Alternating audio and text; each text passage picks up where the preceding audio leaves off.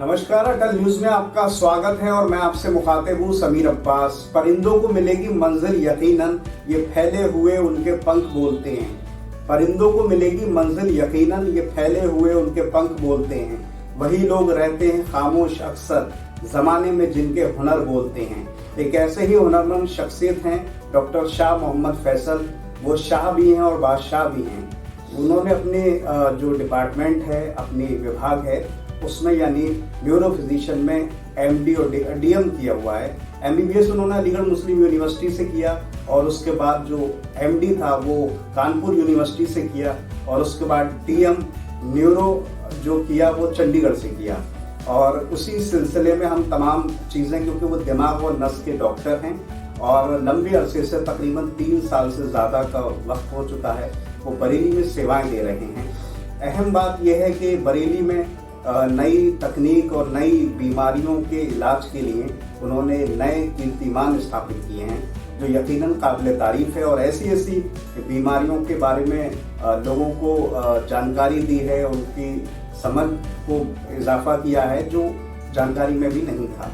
उसमें से एक बीमारी होती है जिसको हम आम तौर पे जो लोगों में एक धारणा है, जो सोच है, वो ये होती है कि अगर आंखों से थोड़ा सा धुंधलापन नजर आए, तमाम आंखों से रिलेटेड तमाम तरह की जो प्रॉब्लम हो उसको हम एक नज़रअंदाज कर देते हैं और उसको भूल जाते हैं। लेकिन ये भी हो सकता है उसमें न्यूरो से ताल्लुक हो, दिमाग से ताल्लुक हो।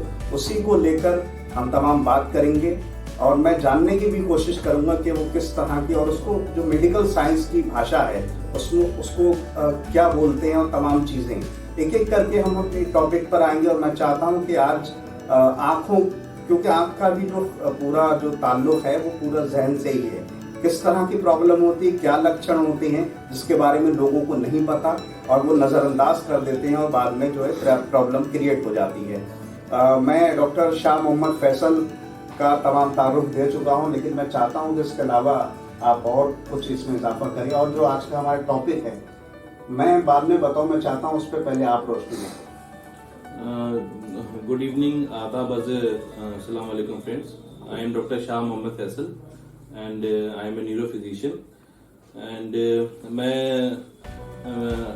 इस हफ्ते आप लोग से कुछ अहम मुद्दे पे बात करना चाहूँगा जो कि इस हफ्ते का इम्पोर्टेंट टॉपिक रहेगा कि न्यूरोऑप्थेल्मोलॉजी टॉपिक रहेगा। तो न्यूरोऑप्थेल्मोलॉजी में ये टॉपिक इसलिए मैंने चुना है कि आमतौर पे लोगों की धारणा रहती है कि किसी को आँख से संबंधित अगर कोई दिक्कत होती है कि मान लीजिए कि आपके मम्मी पापा हैं या कोई आपके भाई बहन है, उसको सडनली आँख से विजन लॉस हो गया या उसको धुंधला दिखना शुरू हो गया या वो बोले उसको तिरछा दिखना शुरू हो गया या उसको एक का डबल दिखना शुरू हो गया या अचानक से उसको तेज सर दर्द हुआ और उसके बाद उसकी एक आंख या दोनों आंख की रोशनी चली गई या आंख जो है टेढ़ी पड़ गई या टेढ़ी पड़ गई, तो उस सिचुएशन में जो आम तौर पे जो आम पब्लिक है उसका रिस्पॉन्स रहता है कि इसको आंख की प्रॉब्लम हुई होगी, तो वो आंख के पास जाना, आंख के डॉक्टर के पास ऑब्वियस सी बात है जाता है। जब उस टाइम पे क्या होता है कि एक इम्पोर्टेंट क्रूशियल जो टाइम पीरियड है, हो सकता है कि उस टाइम पे आँख का डॉक्टर ना मिले तो वो किसी दूसरे आँख के डॉक्टर के पास जाए। हो सकता है रात का समय हो तो वो हो सकता है दिन तक सुबह तक वेट करे, तो हो सकता है कि इस टाइम पे वो इस इम्पोर्टेंट क्रंच टाइम जो उसका हो वो वेस्ट हो जाए और अपना प्रेशियस जो उसके लिए आई साइट है तो उसको काफ़ी हद तक इफेक्ट कर सकती है उसकी आई साइट और अपना काफ़ी इम्पोर्टेंट कीमती वक्त अपनी इसके लिए लॉस्ट हो सकता है।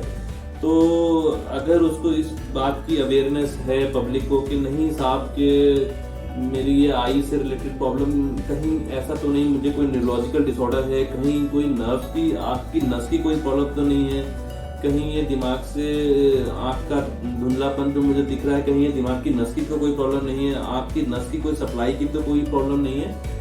तो यही जो आज का टॉपिक है न्यूरोऑप्थेल्मोलॉजी, तो यही इस आपके टीवी के चैनल के माध्यम के थ्रू मैं लोगों को अवेयर करना चाहूँगा कि हाँ शायद ये आपके दिमाग में शायद स्ट्राइक कर जाए कि मेरा आज का ये सबब कुछ लोगों के लिए अवेयरनेस बन सके कि हाँ ये प्रॉब्लम जो है मेरी डॉक्टर साहब ने बताई थी, तो शायद ये प्रॉब्लम जो है मेरी नर्व्स की प्रॉब्लम हो रेदर देन आई, तो वो एक न्यूरो के डॉक्टर को पहले कंसल्ट करे और वो अपना टाइम पीरियड जो क्रूशियल हो सकता है उसके लिए तो अपना बचा सके।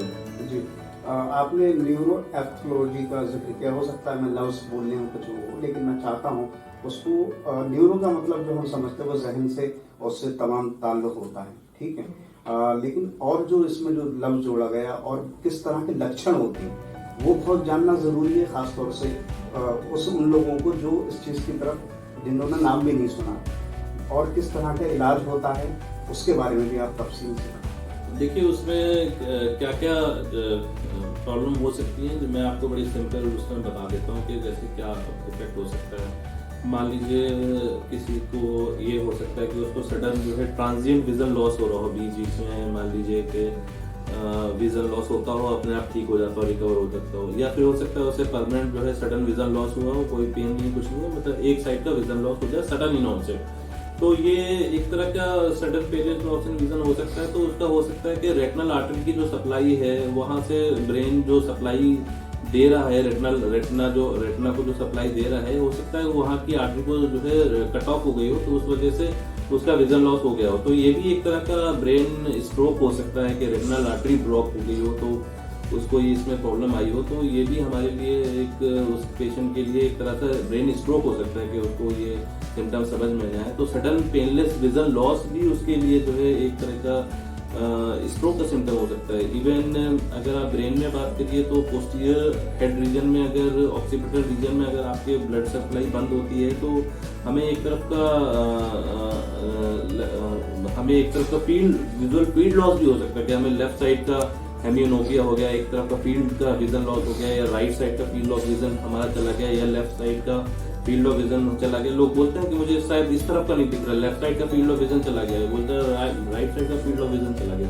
तो ये भी एक तरह का जो स्ट्रोक है, ब्रेन स्ट्रोक है, उसका सिम्टम हो सकता है। बट ये प्रेजेंट ऐसे करेगा कि उसको विजन लॉस की तरफ प्रेजेंट करेगा, तो वो लेकिन पेशेंट जाएगा ऑप्थेल्मोलॉजिस्ट के पास क्योंकि वो समझ नहीं पाएगा। तो एक तो ऐसी बीमारी हो गई। दूसरा यंग एज में काफी कॉमन होता है कि जैसे डबल विजन हो जाता है कई बार पेशेंट को, कि भाई एक का डबल दिख रहा है। तो इस केस में जो है किसी भी ऑकुलर जो है 3 तरह की नसें होती हैं हमारे आई में, जैसे थर्ड नर्व होती है, फोर्थ नर्व होती है और सिक्स्थ नर्व क्रेनियल नर्व होती है। तो 3 तरह की जब नसें होती हैं वो आई मूवमेंट को, मोटिलिटी को कंट्रोल करती है। तो इनमें से किसी नस में अगर कोई प्रॉब्लम आ जाए या इफेक्ट हो जाए कि 3 में से नस कोई खराब हो गई, तो उस केस में ऑकुलर जो मसल्स हैं उसका मूवमेंट में इफेक्ट हो सकती है। तो उसकी वजह से जब एक साइड का मूवमेंट अगर इफेक्ट हो जाएगा आई बॉल का, तो हमें डबल मूवमेंट दिखाई दे सकता है। तो हमें उसमें डबल मूवमेंट डिप्लोपिया, मतलब एक का 2 दिखना शुरू हो सकता है, तो आड़ा तिरछा दिखना शुरू हो सकता है। तो उस केस में डबल विजन होगा, तो वो भी हमें ऐसा परसीव होगा कि हाँ आई की प्रॉब्लम लगेगी, बट वो न्यूरोलॉजिकल डिसऑर्डर हो सकता है। उसमें से एक बीमारी होती है माइस्थीनिया ग्रेविस, जिसमें पेशेंट को काफी लंबे टाइम से बीच बीच में डबल विजन रहता है, ड्रोपिंग ऑफ आईलिड्स रहती है और पेशेंट थकान महसूस करता है। तो ये भी एक तरह का न्यूरोलॉजिकल डिसऑर्डर है जिसमें पेशेंट को अपनी ड्रोपिंग ऑफ आईलिड्स होती है, बीच बीच में डबल विजन होता है, थकान महसूस होती है। तो एक तरह का न्यूरोलॉजिकल जो है डिसऑर्डर है। बाकी एक तरह का इम्पोर्टेंट एक कॉज होता है ऑप्टिक न्यूराइटिस, यंग एज में होता है, यंग मेल फीमेल्स, जिसमें पेशेंट को थोड़ा सा पेन होता है आई में और उसको gradually within 5 to 7 days sudden onset of vision loss हो जाता है। एक आई में हो सकता है या दोनों आई में, उसको बोलते हैं हम लोग ऑप्टिक न्यूराइटिस। तो वो भी एक तरह की बहुत ही अपने आप में खतरनाक बीमारी है, क्योंकि अगर आपने उसको पिक नहीं किया तो वो आपको विजन लॉस भी, उसमें आँख की जो नस होती है उस पर सूजन आ जाती है। अगर आपने उस बीमारी को इनिशियल स्टेज पर पिक नहीं किया तो वो आपकी नस से होते होते ब्रेन की कई सारी नसों को इफेक्ट कर सकती है। तो ये सारी बीमारी है। कई बार ऐसा होता है कि मान लीजिए ब्रेन ट्यूमर है या ब्रेन में कई सारे गांठे हैं या ब्रेन में कई तरह से दिमाग का प्रेशर बढ़ रहा है, तो उस केस में दिमाग का प्रेशर इतना जब प्रेशर बढ़ रहा है तो हो सकता है पेशेंट परसीव ना कर पाए उस प्रेशर को, तो वो प्रेशर बढ़ते बढ़ते आँख की नस पे प्रेशर दे देता है, तो पेशेंट को सिर्फ हेडेक हुआ और विजन लॉस हो जाता है। तो हम उस बीमारी को पिक नहीं कर पाते। तो पेशेंट सिर्फ इस तरह आता है कि भाई मुझे थोड़ा सर दर्द हो रहा था और मेरी आँख की रोशनी चली गई, तो पता चला ब्रेन में कई तरह के ट्यूमर निकल आए, तो कई तरह गांठें निकल आई, तो वो भी हेडेक विद विजन लॉस की तरह प्रेजेंट कर सकता है। तो विजन लॉस जो है मतलब एक इम्पोर्टेंट मादा है कि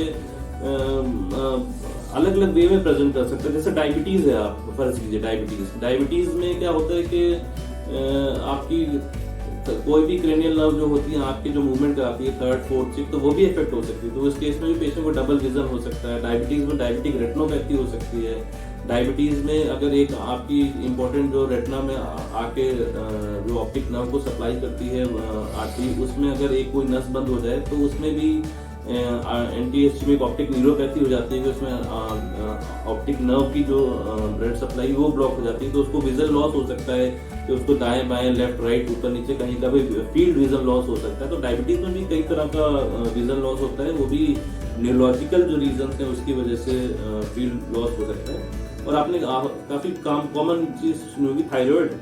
कई बार थायराइड में ऐसा हो जाता है कि थायराइड में जो मसल्स होती हैं आई की, वो बहुत ज्यादा ओवर ग्रोथ हो जाती है।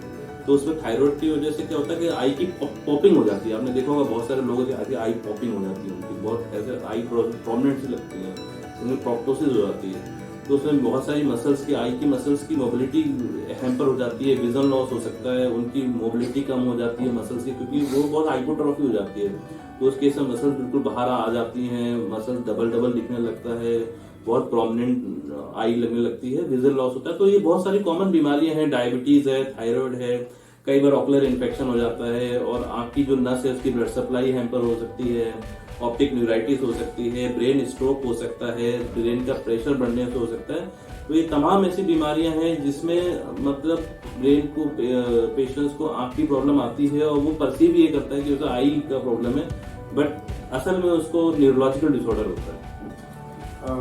आपने तमाम तरीके से चीज़ बताई।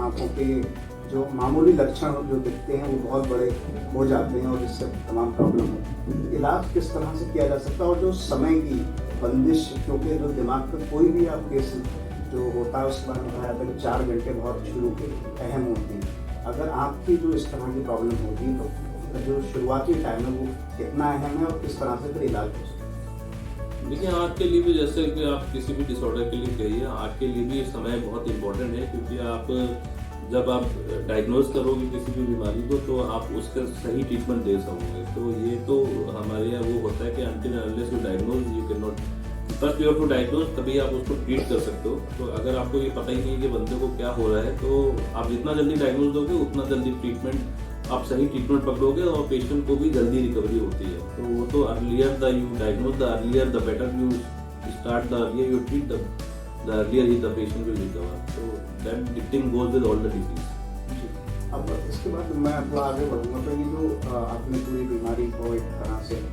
बताया, जो लोगों को नहीं पता, मैं नहीं समझता कि आमतौर पर लोग एक इस गलत फहमी में कि मामूली आँख की प्रॉब्लम है, धुंधला दिखना, डबल दिखना, तमाम चीज़ें, और वो उससे इग्नोर कर देते, तमाम फिर उनको प्रॉब्लम क्रिएट होती। किस तरह से फिर इलाज किया जाता है और क्या संभावनाएं हैं? देखिए, वही मैंने आपको बताया कि अगर पेशेंट हमारे पास आता है, वो बोलता है कि उसको बीच में धुंधला दिख रहा है, तो हम उसमें हाई, अगर वो बंदा ओल्ड एज से अगर हमको आके बोलेगा कि साहब बीच में टेम्पररी मेरे को विजन लॉस होता है और उनके बीच में कितना कम हो जाता है, तो हम हाई इंडेक्स ऑफ सस्पिशन रखते हैं कि हाँ बंदे को हो सकता है कि मिनी स्ट्रोक जैसा हो रहा हो। तो हम पूरा इवेलुएट करते हैं कि उसकी ब्लड सप्लाई पूरी स्क्रीनिंग करते हैं, डॉक्टर करते हैं, एंजियोग्राफी करते हैं, तो जिससे फिर हमें उसको डायग्नोज होता है, फिर उस हिसाब से हम उसकी दवा रखते हैं। तो पेशेंट को जो मिनी स्ट्रोक हो रहे होते हैं, टेम्पररी विजन लॉस हो रहा होता है, फिर इंप्रूव हो जा रहा था, तो TIA बोलते हैं उसे, ट्रांजिएंट इस्चेमिक अटैक। तो अगर हम उसको मेडिकेशन करके राइट टाइम पर डायग्नोज कर देंगे तो वो इंप्रूव हो जाता है। इसी तरह डायबिटीज़ में मैंने आपको बताया कि मल्टीपल कॉम्प्लिकेशंस हो सकते हैं। अगर आप डायबिटीज़ को इस तरह की डायबिटीज़ में किसी भी तरह के आपने डायबिटीज़ अगर आपकी मैनेज कर ली, तो आपकी जो जितने भी मैंने आपको कॉम्प्लिकेशन बताए थे कि डायबिटीज़ में नस में भी प्रॉब्लम आ सकती है, डायबिटीज़ आपके ऑप्टिक नर्व की ब्लड सप्लाई को भी हैम्पर कर सकती है। तो इन सब के आपको प्रॉब्लम को आप काफ़ी हद तक उसको टैकल कर सकते हो। इसी तरह मैंने आपको जो बताया था कि थायराइड ऑप्थेल्मोपैथी जो होती है, जिसमें मसल्स बहुत ओवर ग्रोथ हो जाती है, पेशेंट आई की बहुत पॉप आउट हो जाती है। अगर आपने थायराइड की बीमारी को सही टाइम पे डायग्नोज कर लिया और आपने थायराइड की मेडिकेशन चला दी और उसको थायराइड को कंट्रोल कर दिया, तो ये जो प्रॉब्लम है जैसे जिसमें जो मैं बता रहा हूँ उसमें यूजली हाइपरथायरॉयडिज्म में ऐसा होता है, ग्रेव डिजीज में ऐसा होता है, जिसमें थायराइड जो हार्मोन्स होते हैं उनका लेवल बढ़ जाता है, तो हमें उसको लेवल को कम करना पड़ता है। तब ये जो आपकी मसल्स है उनकी जो ग्रोथ है वो कम हो जाती है, तो फिर मसल्स के ऊपर जो प्रेशर है या आँख की नस के ऊपर जो प्रेशर है वो कम हो जाता है। तो अगर हम उसको कंट्रोल कर लेंगे, या अगर आपने मान लीजिए ऑप्टिक न्यूराइटिस है तो उसमें हमें स्टीरॉइड्स का कोर्स देना होता है या लॉन्ग टर्म इम्यूनोमॉड्यूलेशन देना होता है कि ऑप्टिक न्यूराइटिस के रिकरेंट अटैक्स होते हैं, अगर ये ऑप्टिक न्यूराइटिस एक बार हो रहा हो या अगर ये कोई दूसरी बीमारी न्यूरोमाइलिटिस ऑप्टिक का स्पेक्ट्रम डिसऑर्डर है तो उसमें हमें इम्यूनोमॉड्यूलेटरी थेरेपी देनी होती है 1 to 2 ईयर्स की। तो हमें इसको प्रॉपर डायग्नोज करना पड़ता है जिससे कि ये रिकरेंट अटैक्स ना बने, क्योंकि एक बार आपकी नस पे स्वेलिंग आ गई तो कुछ बीमारियां ऐसी होती है इसमें बार बार आपकी नस पे स्वेलिंग आती है। तो आपकी अगर कई बार ऐसा भी अटैक पड़ता है कि बंदा ऐसा कि वो आँख की नस की कभी भी रोशनी वापस भी नहीं आती, ऐसा भी होता है। और इवन आप लोग जान के हैरानी भी होगी कि जो हमारे पास ऐसे ऐसे भी पेशेंट होते हैं कि आपने माइग्रेन तो बहुत कॉमन सुना होगा, मैंने माइग्रेन पे डिस्कस नहीं किया आपसे। हमने जो पीजीआई से चूंकि मैं हूँ तो माइग्रेन के साथ में ऑप्थेल्मोलॉजिकल जो कॉम्प्लिकेशन वो हमने बहुत सारे देखे हैं। जैसे माइग्रेन तो आपने सुना है बहुत कॉमन है, लेकिन आपने रेटिनल माइग्रेन नहीं आपको पता होगा, ऑप्थेल्मोलॉजिकल माइग्रेन आपको नहीं पता होगा। रेटिनल माइग्रेन में ये होता है कि पेशेंट को माइग्रेन के अटैक चलते रहते हैं, माइग्रेन अटैक अनकंट्रोल चलते रहते हैं। एक अटैक ऐसा आएगा जिसमें विजन लॉस हो जाएगी। इवन मेरे पास अभी पिछले महीने एक पेशेंट आया भी था जिसको विजन लॉस हुई, डिड नॉट रिकवर, 50% रिकवर हुई उसकी विजन लॉस। विजन लॉस के लिए प्रॉपर इवेल्युएट किया, कुछ नहीं मिला, सिर्फ एक ही हिस्ट्री मिली माइग्रेन की। और तो कई बार ऐसा होता है कि माइग्रेन के अटैक से भी वैसोस्पाज्म हो जाता है और विजन लॉस, ऑप्टिक नर्व की आर्टीरियल सप्लाई कॉम्प्रोमाइज हो जाती है और विजन लॉस कभी रिकवर नहीं भी करता है। अगर आपने अपने माइग्रेन को नहीं कंट्रोल किया है तो रेटिनल माइग्रेन में भी वो कन्वर्ट हो सकता है। तो रेटिनल माइग्रेन एक बहुत सीरियस कॉम्प्लिकेशन है माइग्रेन का।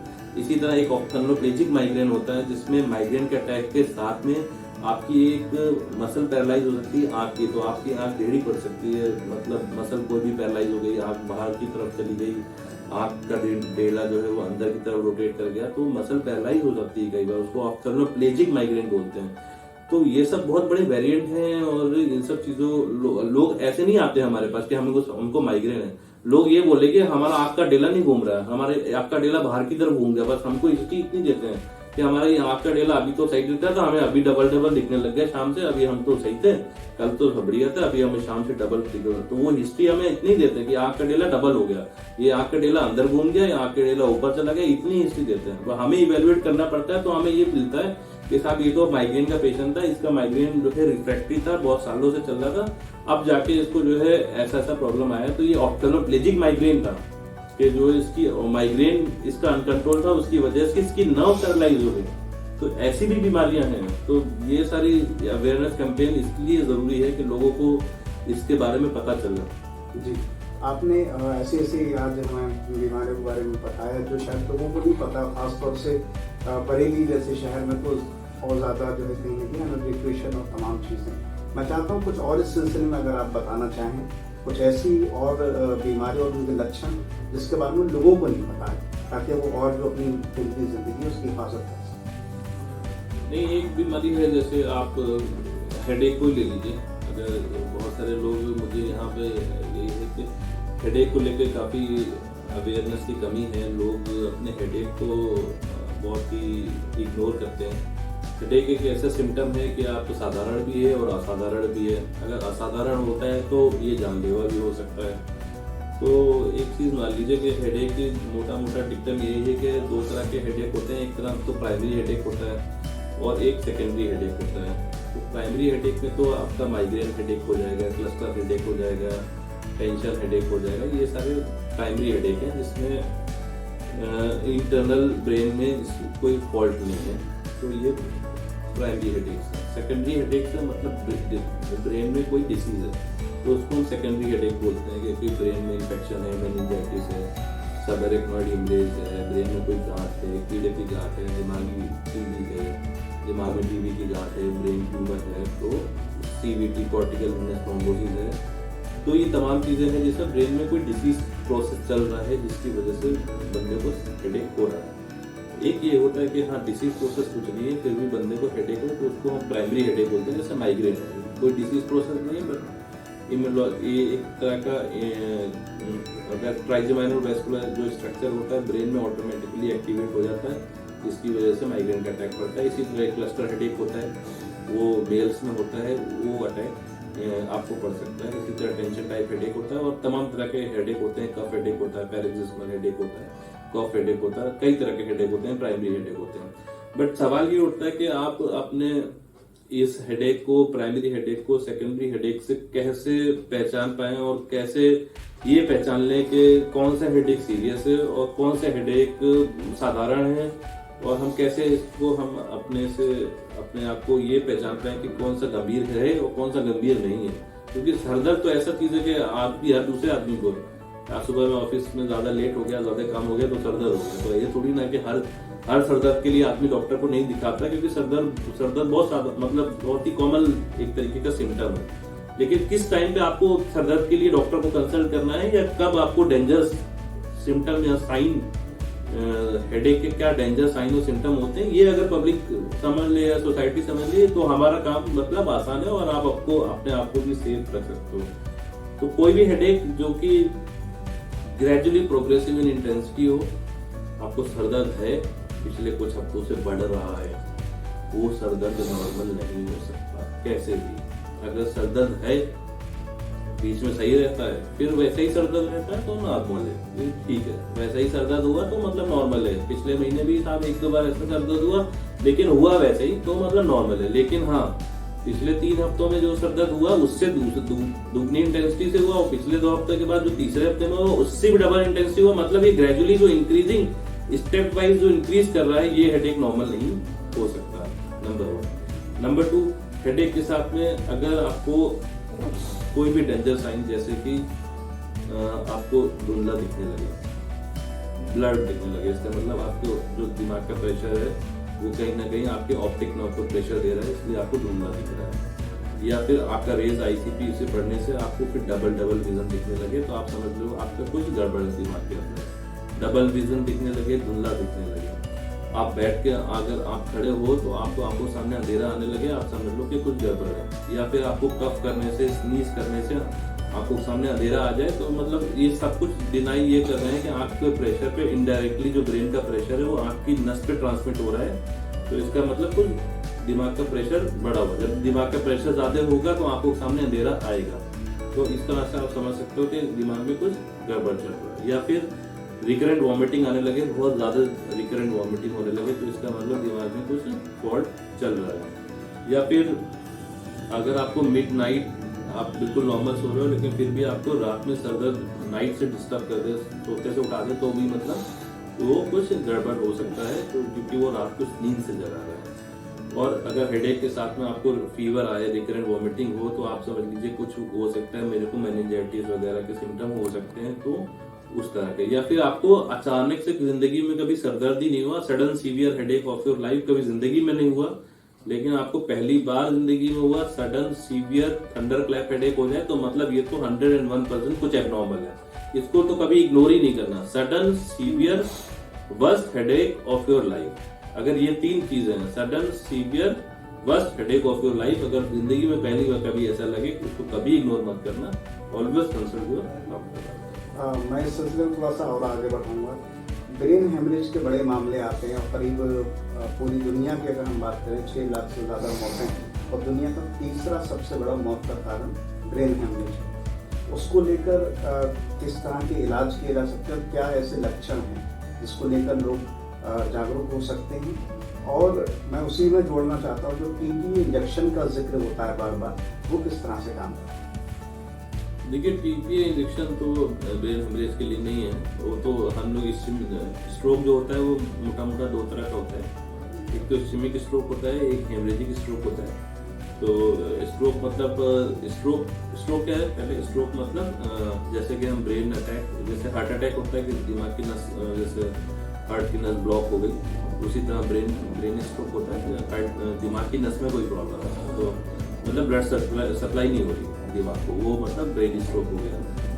ब्रेन की नस में या तो ब्लॉक हो गई होगी, ब्रेन की नस ब्लॉक हो गई, कोलेस्ट्रॉल जम गया, गंदगी जम गई, तेल जम गया, उसमें क्लॉट आ गया, कोई थक्का जम गया, तो वो इस्कीमिया हो गया, मतलब ब्लड सप्लाई नहीं पहुंच रही, तो वो क्लॉट जम गया वहाँ पे, तो उसको इस्कीमिक इन्फार्क्ट बोलते हैं, इस्कीमिक स्ट्रोक बोलते हैं, इन्फाक्शन हो जाता है ब्रेन में, तो उसको इस्कीमिक स्ट्रोक बोलते हैं। 85% यूजली यही होता है। जो ब्रेन हेमरेज होता है उसमें क्या होता है कि बीपी जब बढ़ता रहता है उससे तो उसमें क्या होता है कि ब्रेन की जो नस होती है वो बस्ट हो जाती है।